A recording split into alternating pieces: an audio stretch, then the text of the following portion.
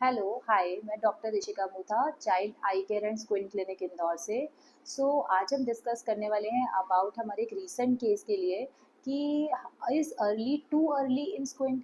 मतलब कि पेरेंट्स को कई बार ये बहुत डाउट रहता है कि बच्चे को स्क्विन दिख रहा है। कई बार बच्चे को बचपन से दिख रहा होता है, जैसे 6 वीक्स की एज से, 8 वीक्स की एज से। बट पेरेंट्स डरते हैं कि क्या ये बहुत ही अर्ली है चेकअप के लिए, क्या हमें जाना चाहिए कि नहीं जाना चाहिए चेकअप के लिए। जैसे अभी रिसेंटली एक बच्चा आया, 4 मंथ्स का था वो बच्चा। एंड उसके पेरेंट्स को कुछ डाउट था कि इसको शायद स्क्विंट है कि नहीं है। बट अगर आपको ऐसा लग रहा है कि शायद की भी स्टेट है, क्योंकि अगर आपको कभी भी आंखें अंदर की तरफ या बाहर की तरफ दिख रही हैं, वो एज मैटर नहीं करता है। आपको चाहे 6 वीक्स में दिख रहा है, चाहे 4 मंथ्स में दिख रहा है, चाहे 6 मंथ्स में दिख रहा है, आपको एक बार चेकअप ज़रूर कराना चाहिए। जनरली जो हम ट्रू स्क्विंट्स बोलते हैं वो 4 मंथ्स के बाद, जब बच्चे की आईज थोड़ी डेवलप हो जाती है, तब पिक करते हैं। बट अगर 2 मंथ्स की एज पे भी आपको स्क्विंट दिखना स्टार्ट हुआ है तो आपको ज़रूर दिखाना चाहिए, क्योंकि हो सकता है कि उसको स्क्विंट किसी और रीज़न के कारण हो, जैसे कि कोई उसके लेंस में प्रॉब्लम हो सकती है, कैटरेक्ट हो सकता है, या उसके कोई रेटिना में प्रॉब्लम हो सकती है, यानी कि पीछे कुछ भी और रेटिना की मैलफॉर्मेशन, यानी कि एनॉमलस हो सकता है, बना ही पूरा ना हो, या कुछ और रेयर चीज़ें भी होती हैं। तो स्क्विंट एक ग्रॉस साइन होता है बच्चों में। अगर आपको बहुत ज़्यादा आंख अंदर या बाहर दिख रही है तो पीडियाट्रिक ऑफ्थेल्मो स्क्विंट स्पेशलिस्ट को आपको अर्लीस्ट मोस्ट दिखाना चाहिए। कई बार बच्चों में आते हैं तो उनको सूडो स्क्विंट, जैसे हम पहले भी डिस्कस कर चुके हैं कि आईज में वो ट्रू स्क्विंट नहीं होता, नाक की हड्डी पूरी ना बनने के कारण हमें वो स्क्विंट दिखता है। ऐसा केस भी हो सकता है।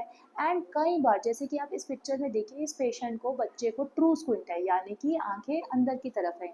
ये बच्चा काफ़ी कोऑपरेटिव था, तो जब इसमें अल्टरनेट कवर टेस्ट किया तो हमें पूरा मूवमेंट्स दिख रहा था। एंड 30 प्रिज्म डायप्टर का स्क्विंट आया। हमें पेरेंट्स कई बार फ़ोन पे ही पूछते हैं कि इतने छोटे बच्चे का चेकअप कैसे होगा? बच्चा तो अभी कुछ भी बोलता नहीं है, कुछ भी चार्ट नहीं पढ़ सकता, वो विज़न कैसे बताएगा? बच्चों का चेकअप उनके बताने से नहीं होता है, उनके बिहेवियर रिस्पॉन्स और जो पीडियाट्रिक ऑफ्थेल्मोलॉजिस्ट है उसकी ट्रेनिंग से है। यानी कि हम उसको अलग अलग टेस्ट के थ्रू उसकी आई मूवमेंट्स करा के, हमारे पास जो डायरेक्ट ऑफ्थेल्मोस्कोप रहता है उसकी तरह यूज़ करके, और भी बहुत सारे हमारी टेक्निक्स रहती हैं जिसके थ्रू अर्लीस्ट मोस्ट स्क्विंट भी पिकअप हो सकता है।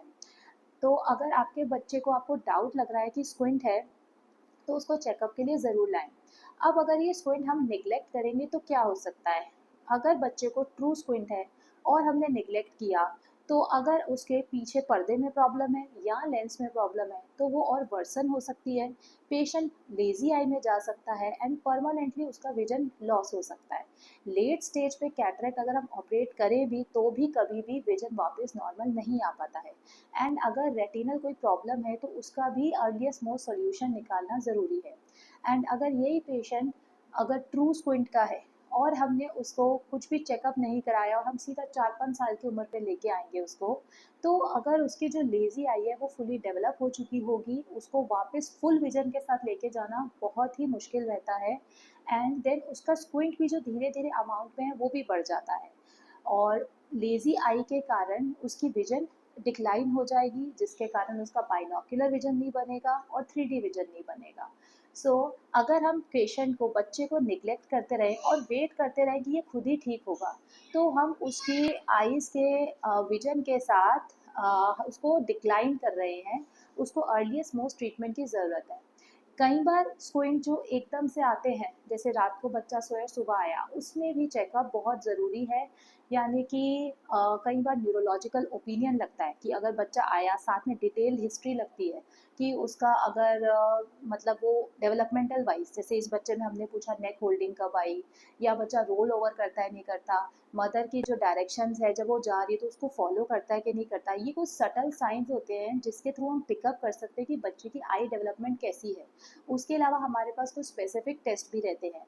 कई बार फिर बच्चों में पीडियाट्रिक न्यूरो का ओपिनियन लगता है, अगर हमें लगे कि बच्चा डेवलपमेंटल डिले का है, या उसको कोई सीजर की हिस्ट्री रही है बर्थ पे, या उसको कुछ एनआईसीयू स्टे था, या बच्चा पैदा होते ही नहीं रोया है, तो इन केसेस में पूरा एक अलग वर्कअप लगता है।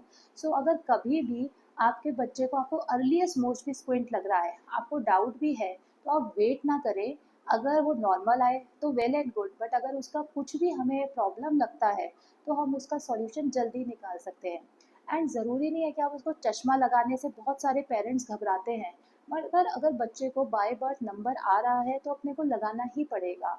उसके लिए आपको प्रॉपर काउंसलिंग करवानी चाहिए और प्रॉपर उसका मैनेजमेंट समझना चाहिए। So early is not early in pediatrics queen. कुछ भी एज लिमिट नहीं है। आपको जब लगे कि आई कांटेक्ट बच्चा अच्छा नहीं कर रहा है, आप उससे आंख से आंख मिला रहे बट वो नीचे या इधर उधर देख रहा है, तो बच्चे को जल्द से जल्द लेके आएं और एक प्रॉपर जल्दी चेकअप कराएं। Thank you.